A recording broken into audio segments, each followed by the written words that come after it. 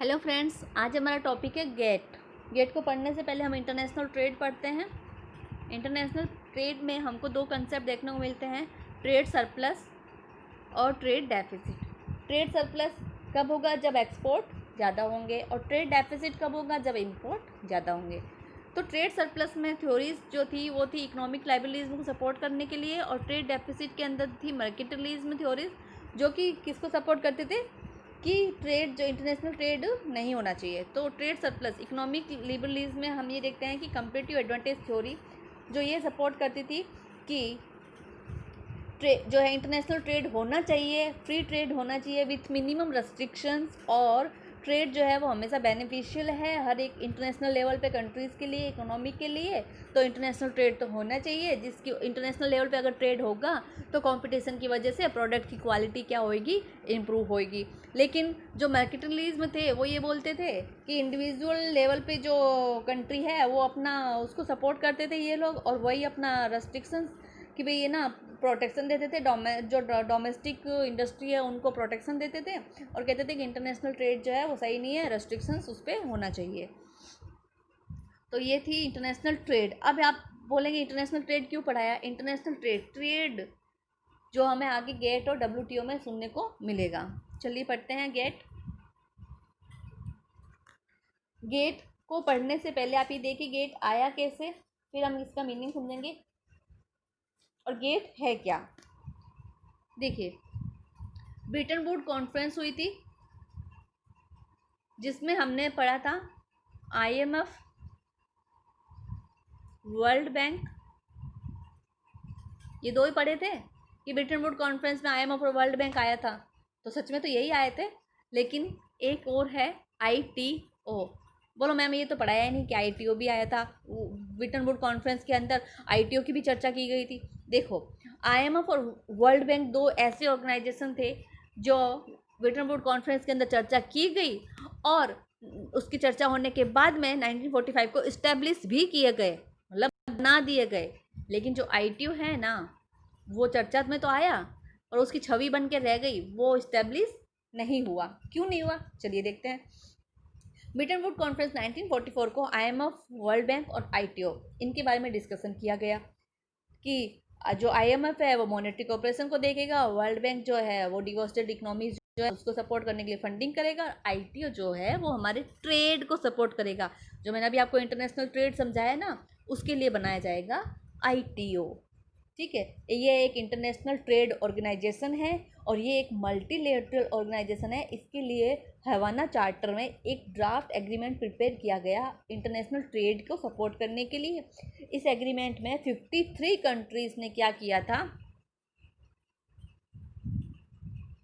53 countries ने sign कर दिए थे, बट USA ने इसे रेक्टिफाई नहीं किया था, इसलिए ये ऑर्गेनाइजेशन नहीं बन पाया। लेकिन इंटरनेशनल ट्रेड को प्रमोट करने के लिए कोई एग्रीमेंट तो होना चाहिए ना भाई। कौन ट्रेड को कौन देखेगा भाई? कोई तो एग्रीमेंट होना चाहिए। इसलिए USA ने कहा कि जब तक ITO है, जब तक ITO नहीं बनेगा, तब तक कोई ऐसी ऑर्गेनाइजेशन सेट कर दी जाए, ऐसा एग्रीमेंट बना दिया जाए जो टेम्पररी लेवल पे किसको देके? ट्रेड को। समझ में आया? तो ITO तो बना नहीं, लेकिन ITO जब तक बनेगा नहीं तब तक हमें ट्रेड को तो देखना है, तो उसके लिए गेट आया। गेट हमारा क्या है? सबसे मेन बात याद रखना, टेम्पररी एग्रीमेंट है। गेट एक टेम्पररी एग्रीमेंट है, और ये साइन हुआ था 1947 को। कितनी कंट्रीज़ ने इसको साइन किया था? 23 कंट्रीज़ ने इसको साइन किया था 30 अक्टूबर को। 30 अक्टूबर को 1947 को ये साइन किया गया 23 कंट्रीज़ के थ्रू, स्विट्ज़रलैंड के अंदर जेनेवा में इसका हेडक्वार्टर है। और ये टेम्पररी एग्रीमेंट है, इसलिए जो कंट्रीज़ थी उनको इसमें जो कॉन्ट्रैक्टिंग पार्टीज माना जाता है उसको मेंबर नहीं माना जाता। जो भी इसकी कंट्रीज़ है ना, जो भी इसकी कंट्रीज़ थी वो जो इसमें साइन किए थे उनको इसका क्या माना जाता है? पार्टीज माना जाता है, उनको मेंबर नहीं माना जाता, क्योंकि टेम्पररी एग्रीमेंट है। ठीक है, ये सब हमने पढ़ लिया। अब हम इसके प्रोविजंस पढ़ते हैं। इसके 3 प्रोविजंस थे, मेन प्रोविजन थे। GATT had 3 main provisions. The most important requirement was that each member must confer most favored nation status to every other members. All members must be treated equally when it comes to tariffs. It excluded the special tariffs among members of the British Commonwealth and Customs Union. It permitted tariff if their removal would cause serious injury to domestic procedures. ये first number पर जो उसका provision था वो था MFN, most favoured Nations.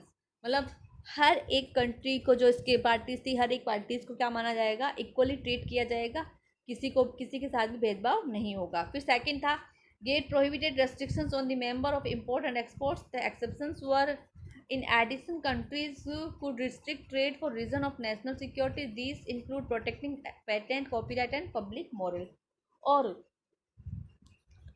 Provision ऐसे बनाया गया है कि भाई जो डोमेस्टिक लेवल पे जो हमारा पेटेंट है, कॉपीराइट है, पब्लिक मॉरल्स के लिए जो बनाए गए हैं सिक्योरिटीज़, उनके लिए स्ट्रिक्ट किया जाएगा, उनको सपोर्ट किया जाएगा। ठीक है। फिर आते third provision was added in 1965 addressing developing countries joining the GATT. Developed countries agree to eliminate tariffs on imports from developing countries to boost those economies. ठीक है।